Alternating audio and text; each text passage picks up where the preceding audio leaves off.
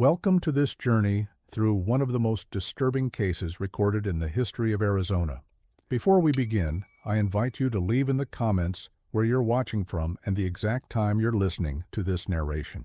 We're interested in knowing which places and what times of day or night these documented stories reach.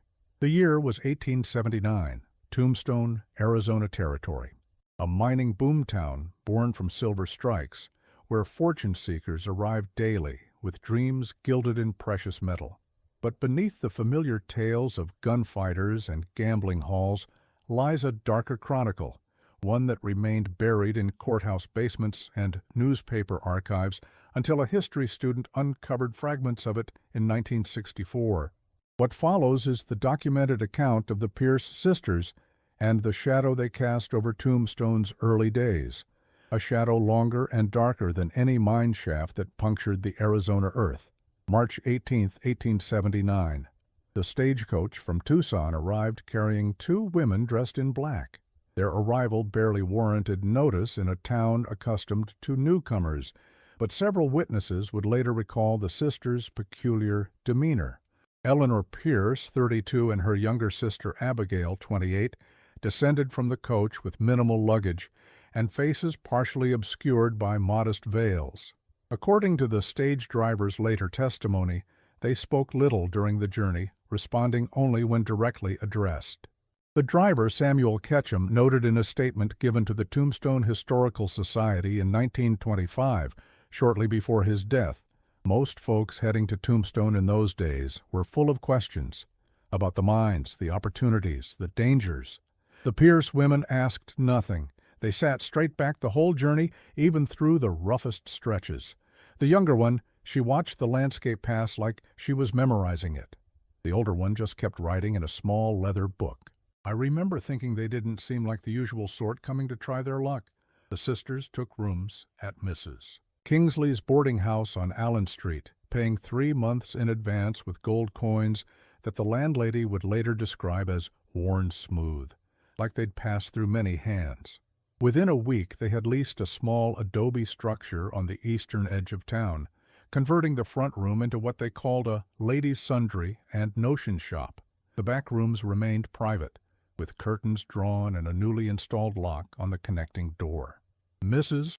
Kingsley's register, preserved in the Cochise County Historical Archives, shows the sisters initially requested separate rooms but ultimately shared accommodations. A margin note, apparently added later in Mrs. Kingsley's handwriting, reads, "Peculiar hours. Elder leaves before dawn. Younger keeps to room most days. Linens rarely disturbed. The Pierce sisters." Sundry opened without ceremony in early April. Its shelves stocked hairpins, ribbons, handkerchiefs, and various feminine necessities, items previously available only through mail order or long journeys to Tucson. Eleanor managed the shop while Abigail was rarely seen, reportedly suffering from a delicate constitution that kept her homebound most days. The shop's ledger, recovered during the 1963 investigation, reveals meticulous record-keeping beyond what typical frontier businesses maintained. Each customer's purchases were noted alongside seemingly unrelated details, whether they were married, their approximate age, their business in Tombstone, and most tellingly, whether they had connections of significance in the territory. What few people knew, what wasn't discovered until decades later, when census records were cross-referenced, was that the Pierce sisters' history began not in Boston as they claimed, but in a small mining settlement in Nevada called Belmont. There, Eleanor Pierce had been briefly married to a mine assessor named James Harrington, who disappeared during an inspection of a new silver claim in 1873. His body was never recovered, though his walking stick was found at the edge of an abandoned shaft. The marriage records were discovered by Professor Arthur Wayland of Arizona State University in 1962, tucked into county records that had never been properly cataloged. More significant was Professor Wayland's discovery of insurance documents showing Eleanor Pierce Harrington had collected a substantial policy on her husband just 3 weeks after his disappearance was reported. The company's investigator had noted concerns about the claim, but ultimately approved payment, citing insufficient evidence of foul play. The sum, $3,000, would equate to nearly $70,000 in modern currency, providing ample capital for the sisters' subsequent ventures. By summer of 1879, the Pierce sisters had established themselves as fixtures in Tombstone's rapidly expanding community. Eleanor joined the Ladies' Aid Society, contributing to fundraisers for the new schoolhouse. She was described in Tombstone Epitaph Society columns as reserved but charitable. Abigail remained elusive, appearing only occasionally at church services, where she would sit in the back row and leave before the congregation could socialize afterward. Reverend William Phillips, who presided over Tombstone's first proper church, recorded in his personal journal, found during a 1957 renovation of the parsonage, that Abigail Pierce had approached him after a sermon in May 1879. According to Phillips, she inquired about burial practices in cases where no body was recovered, and whether souls could find rest without proper interment. He described her as unnervingly focused on technical aspects of last rites rather than spiritual comfort. What made their integration into Tombstone society unusual was the respect they commanded in a frontier town typically unkind to unaccompanied women. According to bartender testimonies recorded in Marshal Fred White's unofficial notes, even the rowdiest miners would remove their hats when passing the Pierce sisters' shop. This deference wasn't explained by beauty or charm. Eleanor was described as plain-featured and serious, while the few who interacted with Abigail noted her distant gaze and tendency to trail off mid-conversation. Jack Three-Finger Sullivan, a dealer at the Oriental Saloon, told Marshal White that miners spoke of the Pierce women in hushed tones. Something about them made even the meanest boys mind their manners, Sullivan's statement reads. Miss Eleanor, she could quiet a room just by looking at it. Some of the miners claimed she could tell which ones would strike silver and which would just dig their own graves. Started calling her the diviner behind her back, though never to her face. The first disappearance connected to the Pierce sisters wasn't recognized as such at the time. William Crocker, a 43-year-old assayer who had recently struck a modest vein in his claim south of town, was last seen leaving the Grand Hotel after dinner on June 24, 1879. His absence wasn't noted for 3 days, as solitary miners often came and went without announcement. When Marshal White finally organized a search party, they found Crocker's cabin undisturbed, with half-written correspondence on his desk and beans still in a pot. The letter on Crocker's desk, photographed for the investigation, but subsequently lost, was addressed to his brother in Pennsylvania. The visible portion read, "Have made an intriguing acquaintance with the proprietress of the new shop in town. She has knowledge of mineral formations that seems almost uncanny. Tomorrow I am to bring samples from the lower shaft to show her. She believes the vein may be richer than the assay office suggests, and offers—" The letter ended mid-sentence. The epitaph reported Crocker had likely abandoned his claim for greener pastures, a common enough occurrence in mining communities where rumors of richer strikes elsewhere could empty a camp overnight. What the newspaper didn't report, because it wasn't discovered until historian Margaret Branson found the receipt in 1964, was that Crocker had purchased a silver locket from the Pierce sisters' shop the afternoon before his disappearance, paying with a small raw silver nugget noted in Eleanor's precise handwriting. The receipt included a curious notation, "Customer to return with samples from Whispering Lady Claim. Tea appointment scheduled for 7 p.m., June 24th. No subsequent entry appears in the ledger regarding this appointment, though a line was drawn through Crocker's name with the notation "Business concluded" added in different ink. Throughout that summer, as Tombstone swelled with the influx of silver seekers, the Pierce sisters expanded their business. They added a tea room in July, serving light refreshments each afternoon. The tea room quickly became popular among the few respectable women in town, as well as miners who wished to send letters home in an environment cleaner than the saloons. Eleanor presided over these gatherings with quiet efficiency, while Abigail occasionally emerged to serve her special blend, a fragrant tea reportedly imported from China. Abigail's appearances were noteworthy enough that several patrons mentioned them in journals and letters. Elizabeth Holm, wife of a freight company owner, wrote to her sister in Missouri, "The younger Miss Pierce emerged from seclusion today to serve tea. She moves oddly, as if listening to something no one else can hear, and never speaks above a whisper. When she poured my cup, I noticed her hands were stained a curious bluish color, which she attributed to dyes used for ribbon work. What fascinated me most was how she would pause beside certain gentlemen, bend close as if to hear a confidence, then nod slightly to her sister across the room. Eleanor would then make a notation in her ever-present ledger." Dr. Joseph Matthews, the town's overworked physician, noted in his medical daybook that several patrons of the tea room complained of unusual drowsiness afterward, though he attributed this to the desert heat and the exhaustion of frontier life.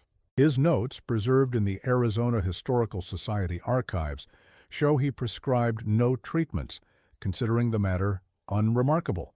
A more detailed entry from August 10th, however, records Matthews treating a miner named Thomas Radcliffe for acute disorientation and palpitations following tea consumption. Matthews wrote, "Patient claims to have seen walls breathing and heard whispers in empty room. Symptoms consistent with certain desert botanicals known to local tribes. Considered possible contamination of foodstuffs, but patient adamant that onset occurred specifically after consuming tea at the Pierce establishment. Symptoms resolved after 24 hours of rest. Patient departed Tombstone the following day, leaving no forwarding address."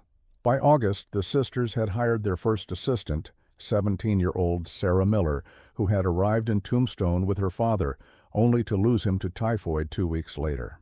Sarah helped in the shop front and delivered parcels throughout town. According to her single surviving letter, sent to a cousin in St. Louis and recovered during a 1959 estate sale, Sarah found the sisters peculiar but kind. She described being forbidden from entering the back rooms and noted that on several occasions she arrived in the morning to find the shop floor freshly scrubbed, though neither sister mentioned having cleaned. The letter, dated September 3, 1879, contains a passage that takes on disturbing significance in light of later discoveries. "Last night I returned to the shop, having forgotten my shawl. It was past 9 o'clock, and I expected the place to be locked up tight. Instead, I found the sisters in the back room with Mr. Davis, who struck silver last week in his claim by Goose Flats. They were at a table covered with papers, and Miss Eleanor was speaking so intently that none of them noticed me at the door. What caught my attention was Mr. Davis's expression. He seemed confused, almost like a sleepwalker, signing papers without reading them. Miss Abigail stood behind him, her hands on his shoulders, whispering something I couldn't hear. When they finally saw me, Miss Eleanor's face changed so quickly it frightened me. She gave me my shawl and an extra $1, saying it was for my discretion regarding business matters. I'm not sure what business was being conducted, but Mr. Davis didn't seem himself at all. The letter was the last known communication from Sarah Miller. By mid-September, she no longer worked at the sundry shop. When questioned by Mrs. Kingsley, Eleanor explained that Sarah had received word of an ailing aunt in California and departed on the westbound stage. No passenger by that name was recorded by the stage company, but in the transient population of a mining boomtown, such discrepancies rarely warranted investigation. A receipt from the Continental Express office, found in the Pierce sisters' papers, shows they shipped a trunk to Sacramento on September 5, 1879, 2 days after Sarah's letter. The contents were listed simply as personal effects, with the recipient identified as S. Miller. The trunk was never claimed, and according to Sacramento Depot records examined in 1964, it was eventually auctioned for storage fees. The buyer's identity was not recorded, and the trunk's contents remain unknown. It was during this period that the sisters' tea room began attracting a particular clientele, miners who had recently claimed promising strikes. Eleanor Pierce maintained a peculiar ledger recovered from the county courthouse archives in 1963, which listed not only purchases but detailed notes about each customer, their claims, their habits, whether they had family inquiring after them. The ledger, initially assumed to be a credit record, takes on a more disturbing aspect when cross-referenced with town records. Between June and December 1879, 14 men who frequented the Pierce sisters' establishment disappeared from Tombstone records. Each had three things in common. They had made promising strikes, they were without family in the territory, and they had taken tea with the Pierce sisters in the weeks before vanishing. At the time, these disappearances caused little concern. The epitaph occasionally ran notices asking for information, but mining camps expected transients. Men arrived unannounced and left the same way, chasing rumors of better opportunities elsewhere or fleeing debts and responsibilities. The ledger contains coded entries that Professor Wayland spent months deciphering. Certain names were marked with symbols, a small circle, a horizontal line, or a distinctive check mark. When mapped against disappearances, a pattern emerged. Those marked with circles were men who had families inquiring after them. Those with horizontal lines had transferable assets beyond mining claims, and those with check marks subsequently disappeared after concluding business with the sisters. What raised Marshall White's suspicions, according to his personal correspondence, preserved by his grandson, was not the disappearances themselves, but a pattern he noticed while collecting property taxes in October.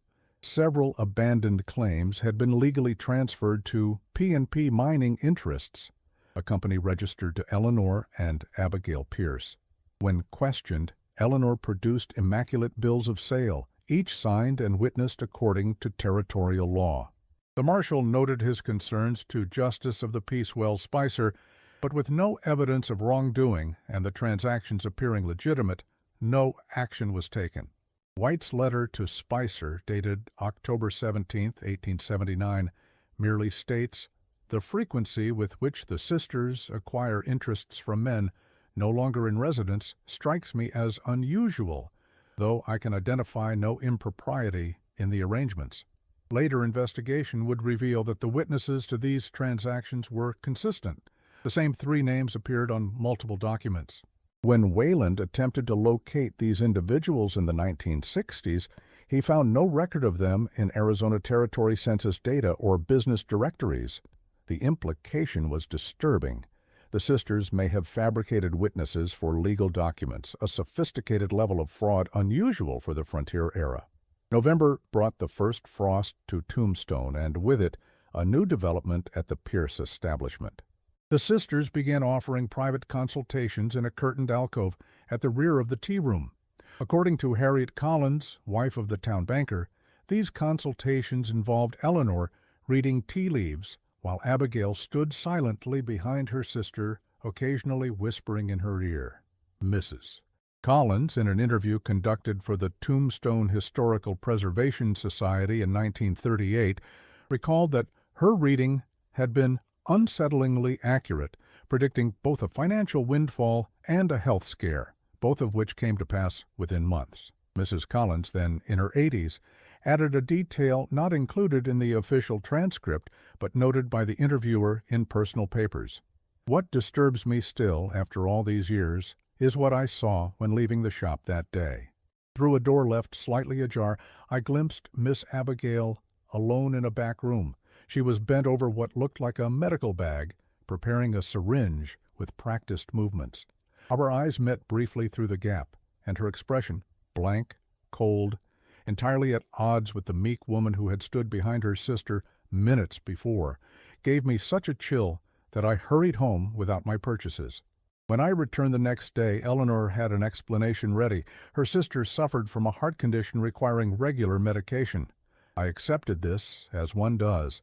But that night I instructed my husband to conduct no business with the Pierce women, a feeling he indulged but found amusing. He's been gone 30 years now, but I believe that intuition may have saved his life. Word of the sisters' predictive abilities spread through Tombstone, bringing a new wave of customers eager to learn their fortunes. Miners in particular sought guidance on where to sink new shafts or whether to sell their claims. The territorial bank records show that during this period, the Pierce sisters opened a second account, depositing substantial sums each week. What few in Tombstone realized was that the sisters' predictions followed a pattern documented only when bankruptcy auditor Frederick Holbrook reviewed bank records in 1880. Miners advised to sell their claims inevitably sold to P&P mining interests at prices well below market value. Those encouraged to pursue new digs often abandoned promising claims to chase illusory strikes in remote locations. In either case, the sisters frequently ended up controlling valuable mining interests through seemingly legitimate transactions. Holbrook's confidential report to territorial authorities, sealed until 1945, contains a damning assessment. The Pierce operation represents the most sophisticated fraud scheme this examiner has encountered. By combining apparent fortune-telling with strategic misinformation about geological formations, they effectively manipulated claim holders into disadvantageous positions. More concerning are indications that some signatures on transfer documents may have been obtained while claimants were in compromised mental states, possibly induced through chemical means. By December 1879, the Pierce sisters had acquired interests in 7 producing silver mines around Tombstone. Their wealth was evident in subtle changes. Eleanor's plain black dresses were replaced with finer fabrics. The shop expanded into adjacent property, and a local carpenter was commissioned to build elaborate cabinetry in the sisters' private quarters.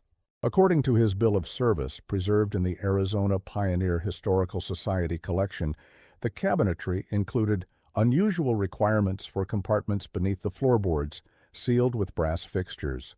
The carpenter, Jonas Whitfield, was interviewed by the Epitaph for a retrospective article in 1929, the 50th anniversary of Tombstone's founding. Then, in his 70s, Whitfield recalled, "Miss Eleanor supervised every detail of the installation, insisting on specific dimensions for the hidden compartments. When I asked what they intended to store that required such security, she said only that certain valuables were safer kept out of sight in a frontier town. What struck me as peculiar was her insistence that the compartments be ventilated, small brass grills that wouldn't be visible unless you knew to look for them. At the time, I assumed they were concerned about dampness affecting documents or valuables. Looking back, I wonder if they meant to store something that needed air." The winter of 1879-1880 was particularly harsh by Arizona standards. Heavy rains made the roads to Tucson nearly impassable, isolating Tombstone for weeks at a time. During one such period of isolation, the incident occurred that would later be considered the turning point in the Pierce sisters' story. On the night of December 18th, during a driving rainstorm, a Mexican laborer named Miguel Vasquez sought shelter in an abandoned shed near the Pierce property. According to his statement to Marshal White, translated and recorded the following day, Vasquez witnessed something that sent him running through the storm to the marshal's office despite the weather. "I saw them, senor," the transcript reads, "the sisters and 2 miners who came to town last week. They were carrying something heavy wrapped in canvas from the back of their house to a wagon. The canvas dripped onto the mud, but it was not rain that made those marks. Even in the dark, I could see it was too dark for water." The full statement, translated by the marshal's deputy, contains additional details omitted from official reports. "The sisters worked like men, senor, strong and sure. The younger one, she opened a door in the ground, not a cellar door with steps, but flat in the earth behind their house. From this came the bundles. 3, I think, though the rain was heavy. The older sister spoke sharply when they loaded the wagon wrong, saying the weight must be balanced. The miners seemed not right. They moved slowly, like men in a dream, or very drunk. When the work was done, the sisters gave them each a small bottle to drink from. Then the 4 of them drove the wagon toward the mountains, not the town. Marshal White, according to his log, accompanied Vasquez back to the location but found nothing unusual. The rain had washed away any tracks or stains. When he questioned the sisters the following morning, they explained they had been moving rocks collected for a garden wall, and the darkness and rain had likely confused the witness. The marshal noted the sisters seemed undisturbed by the inquiry, offering him tea and showing him the collection of rocks now stacked by their back door. White's private journal, however, records his unease. The explanation is plausible, yet something in Miss Eleanor's manner strikes me as rehearsed. The rocks by the door appear to have been collected over time, not recently gathered. They are dry underneath when turned over, despite the recent heavy rains. I detect no deception I can articulate, yet my instincts as a lawman are unsettled. Vasquez, however, was adamant about what he had seen. He continued to speak about the incident in local saloons until, 3 days later, he was found dead in an alley behind the Crystal Palace Saloon. The coroner's report cited death by misadventure, a common ruling for alcohol-related fatalities in frontier towns. What the report doesn't mention, but local newspaper editor John Clum noted in his private journal, was that Vasquez had been sober for months following a religious conversion. Clum wrote, Vasquez was found with an empty bottle clutched in his hand, apparently having succumbed to his former weakness for drink. Yet those who knew him, particularly among the Mexican laborers, insist he had not touched liquor since his religious awakening at Easter. More curious still, the bottle contained traces not of whiskey, but of a sweet-smelling liquid that caused numbness when touched to the tongue. Dr. Matthews took the bottle for analysis, but reported its loss the following day. I find it troubling that no mention of these inconsistencies appears in the official record. As 1880 began, Tombstone's population continued to grow, bringing increased scrutiny and structure to what had been a loosely organized mining camp. The arrival of additional law enforcement and the establishment of regular court sessions meant more careful examination of property transfers and disappearances. Perhaps sensing this change, the Pierce sisters altered their approach.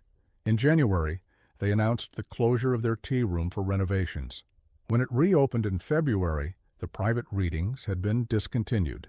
Instead, the sisters focused on expanding their mining interests through more conventional means, hiring agents to represent them in transactions and establishing formal offices for P&P mining interests on Allen Street. These agents, primarily Eastern men with professional demeanors and credentials from respected universities, presented a respectable face for the sisters' expanding business empire. One such representative, Edward Grantham, appears frequently in transaction records during this period. Wayland's investigation revealed Grantham had no existence prior to his arrival in Tombstone. His claimed education at Harvard Law School showed no record of his attendance, and his references in Boston proved untraceable. Their shop remained open, though Eleanor was increasingly absent, leaving it in the care of a series of young women hired from neighboring settlements. These assistants, like Sarah Miller before them, typically remained employed for only a few weeks before departing unexpectedly. None left forwarding addresses. Town gossip recorded in various personal diaries and letters noted the rapid turnover with suspicion. Mary Peterson, wife of the town's hardware merchant, wrote to her mother in April 1880, "The Pierce shop has hired its fourth girl since Christmas. The previous one, a pleasant girl named Catherine, told me she was saving for passage home to Illinois. She showed me nearly $30 she had accumulated, a substantial sum for a shop girl. The next day, her room at the boarding house was empty, her few possessions gone. Miss Eleanor claimed she had received an unexpected opportunity to travel east with a respectable family, departing before dawn. No one saw her go, nor did she bid farewell to acquaintances she had made during her weeks here. It strikes me as a pattern with the Pierce sisters. Those who work closely with them seem to vanish like morning mist."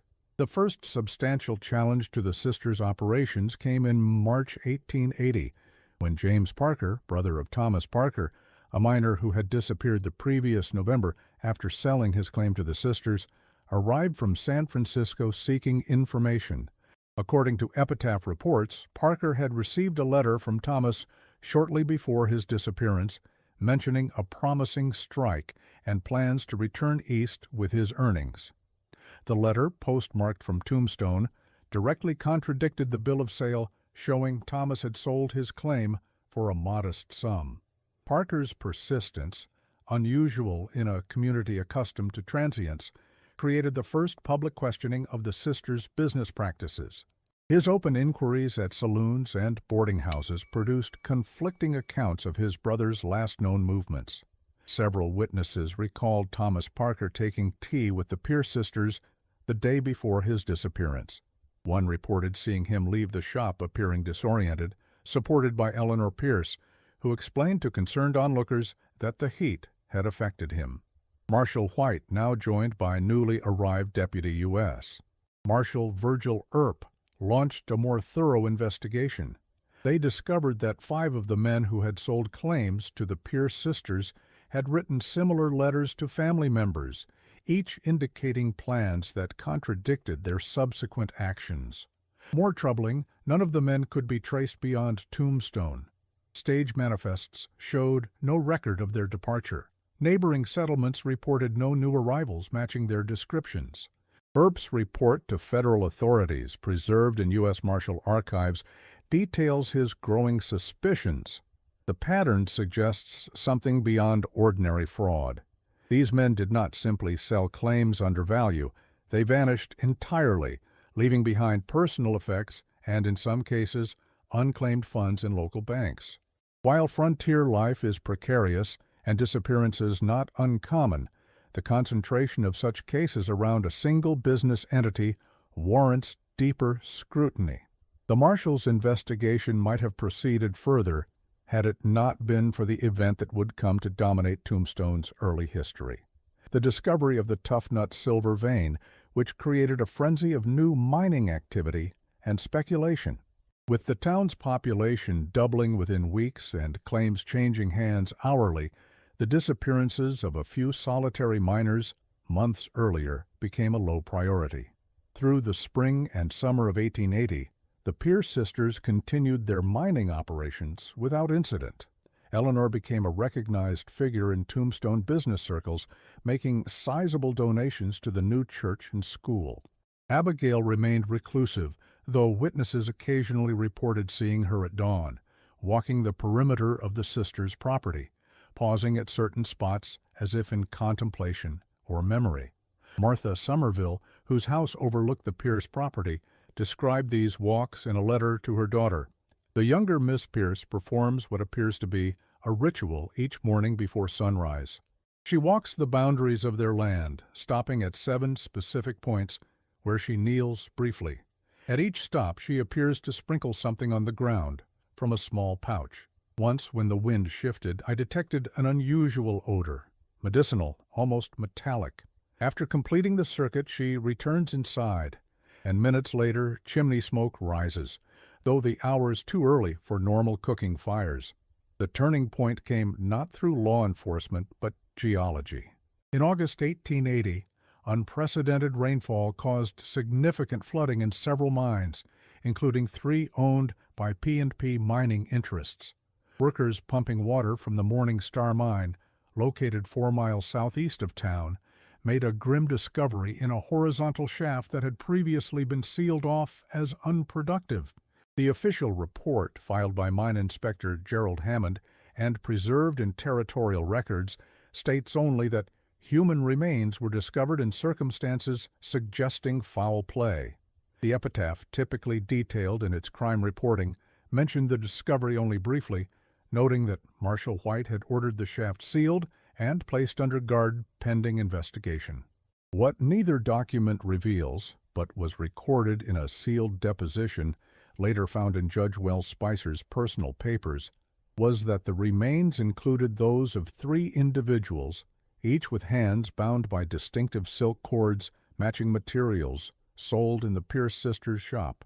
More damning, a pocket watch recovered from one body was identified as belonging to William Crocker, the first miner to disappear after visiting the sisters. Hammond's confidential statement provides disturbing details.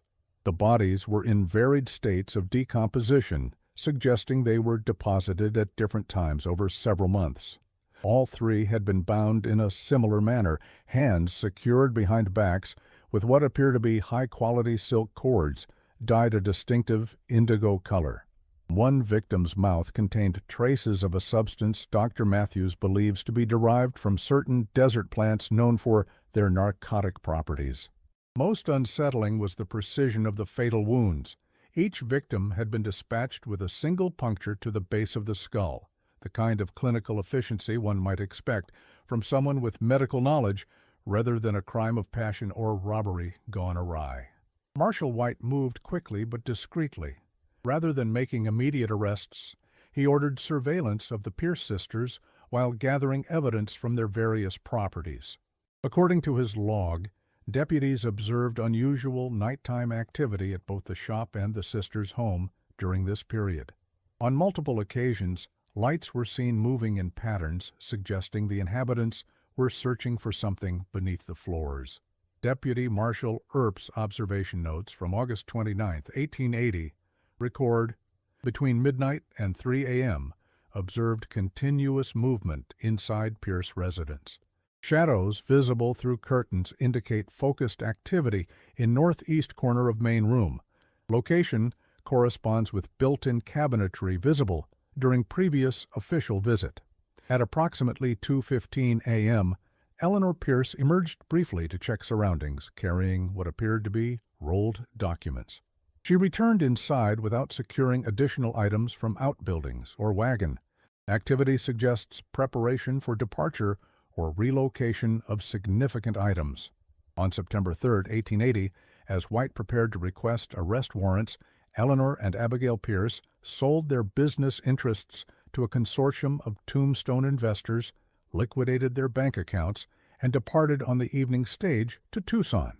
By the time White learned of their departure the following morning, the sisters had transferred to the westbound Southern Pacific train at Benson and disappeared into the vastness of the frontier.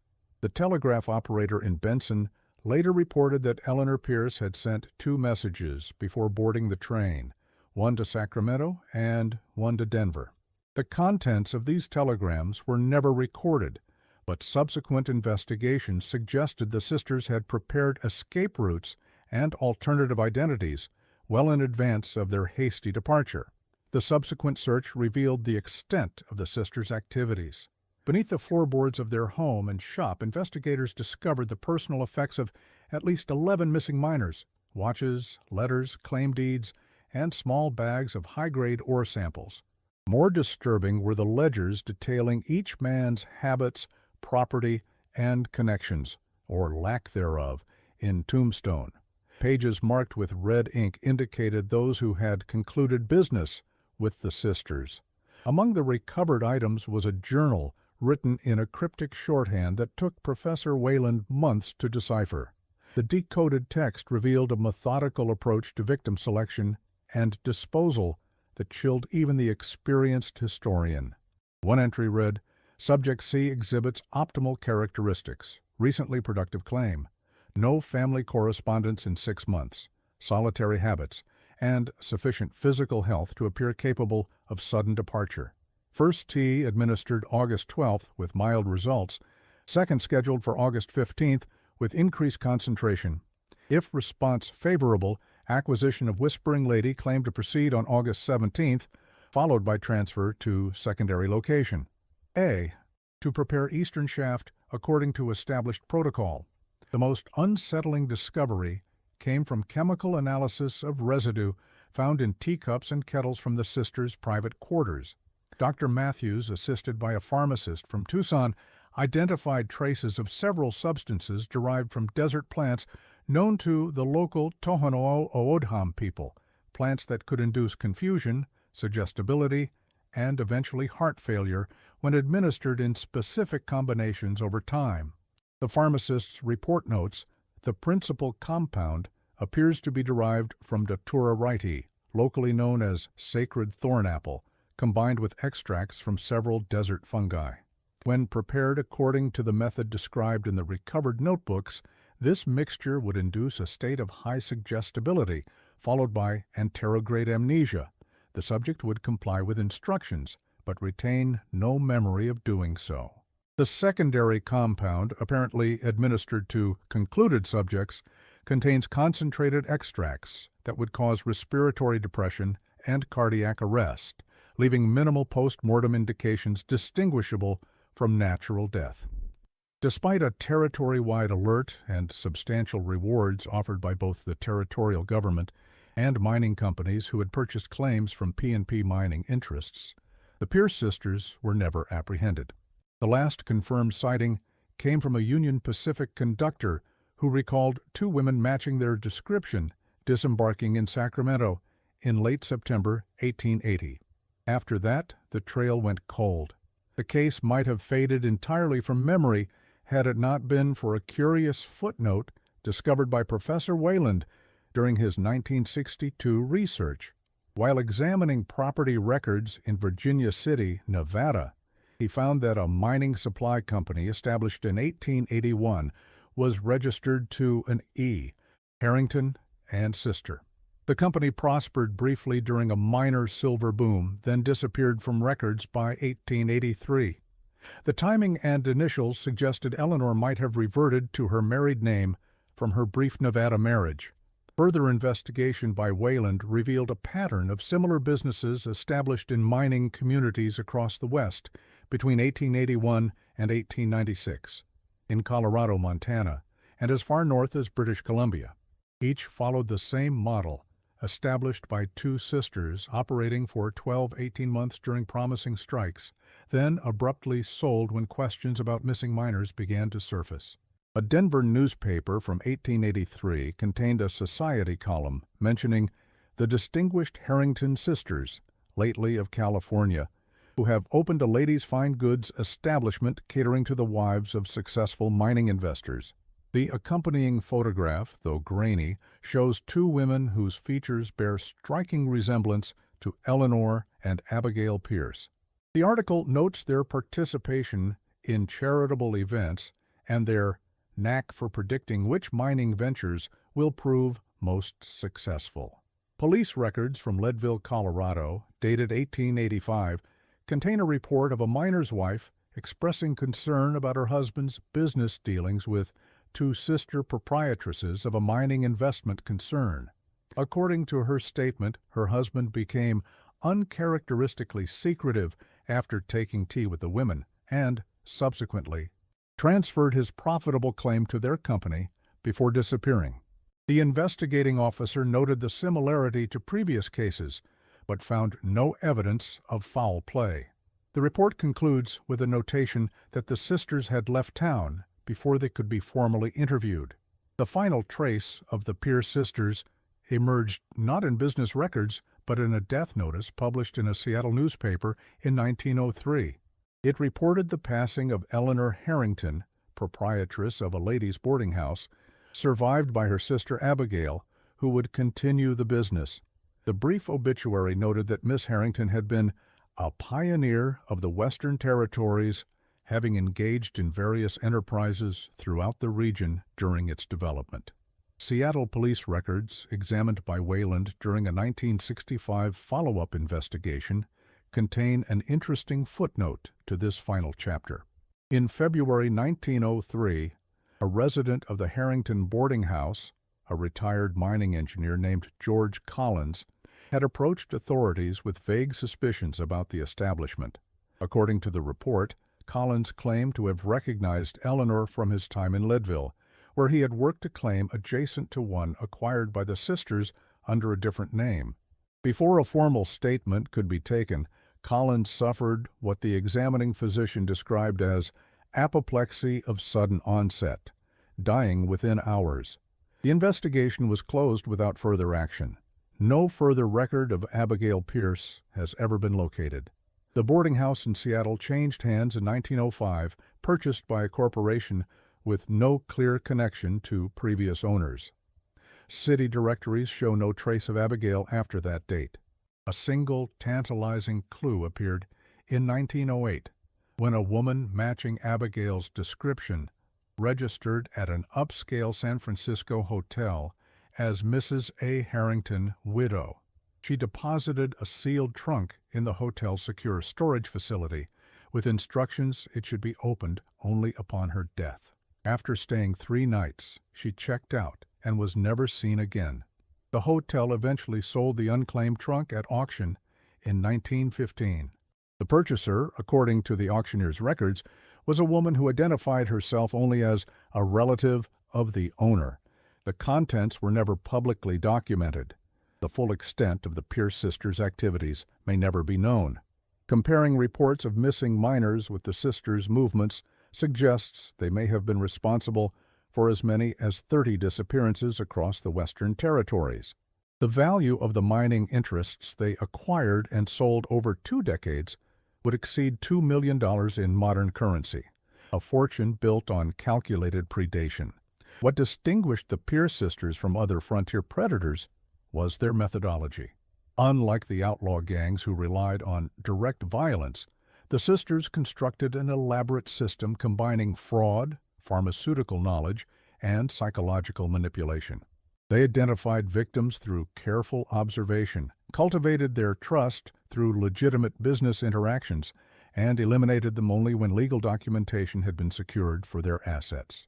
In 1964, when Professor Wayland published his findings in the Journal of Western Criminal History, he proposed that the Pierce sisters represented a unique case in frontier criminal history.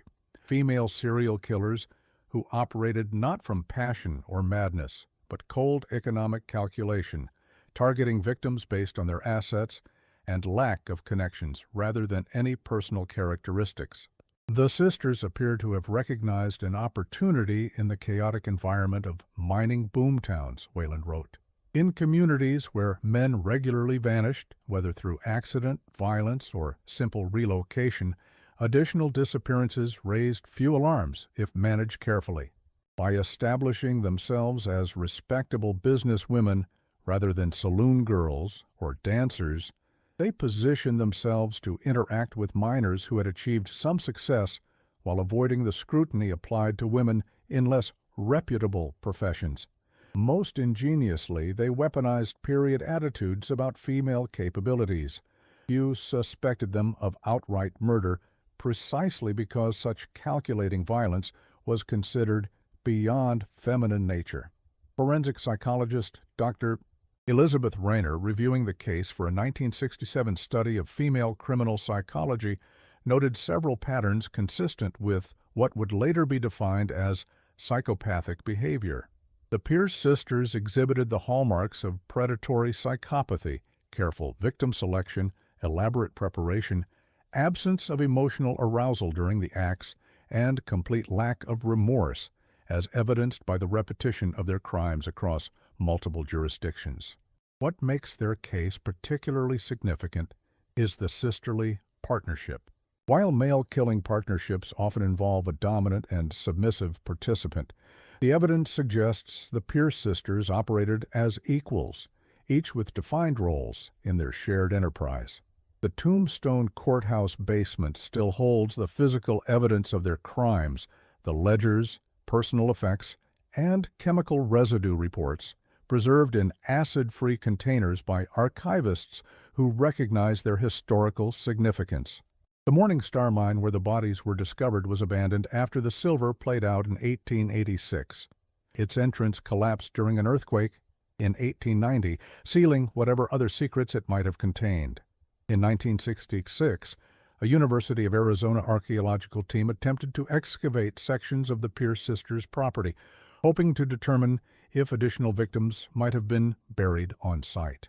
Ground-penetrating radar identified several anomalies beneath what had been the rear garden, but before excavation could begin, unprecedented flash flooding washed out the access road and filled the test pits with sediment.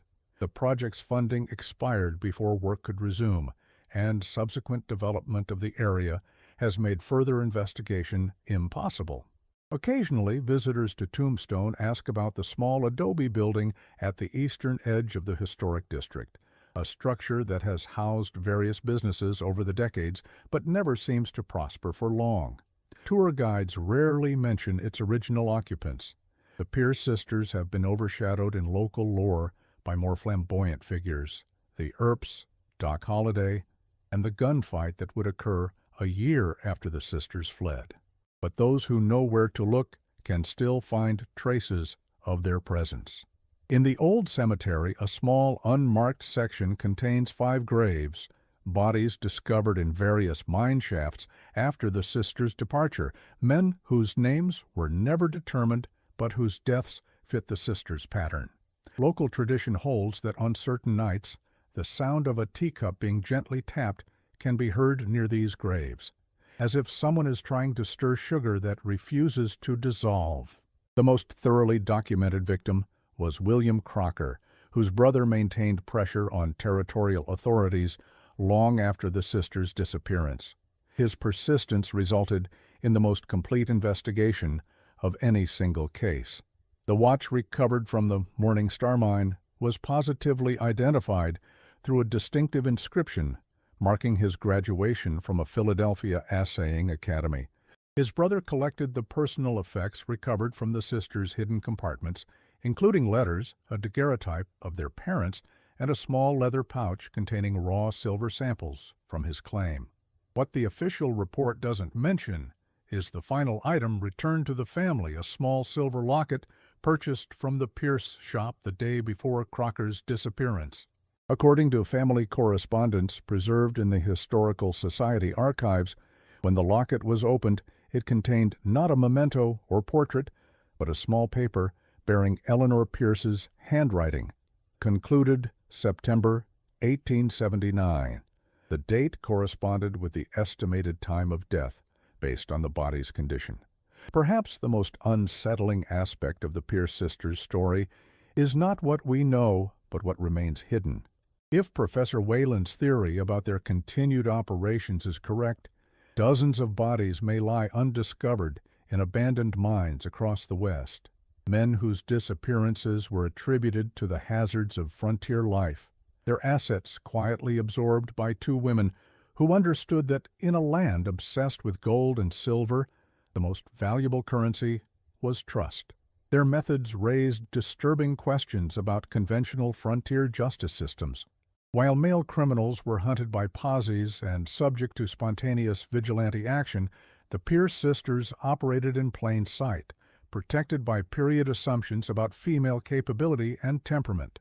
Law enforcement, primed to look for violent outlaws who left obvious evidence, was ill-equipped to recognize or investigate their methodical approach to murder and fraud.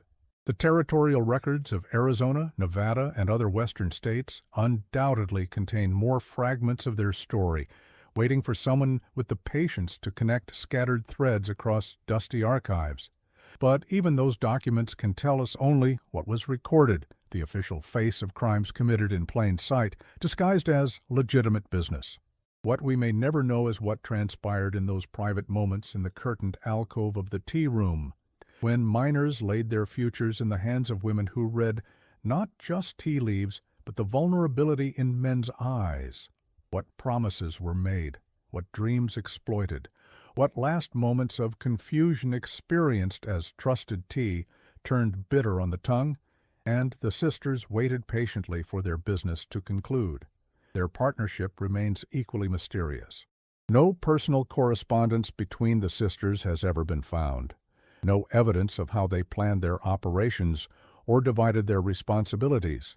The public record shows only their business dealings and the testimony of those who observed them from a distance. Whether their collaboration began with Eleanor's husband's death in Nevada or had roots in earlier experiences remains unknown. Dr. Reiner's psychological assessment suggests possibilities. The age difference between the sisters, approximately 4 years, and Eleanor's dominant public role suggests a potential origin in childhood dynamics. The elder sister likely assumed a protective or parental role, particularly if their actual parents were absent or inadequate. This formative relationship could evolve into a criminal partnership where loyalty to each other superseded all other moral considerations.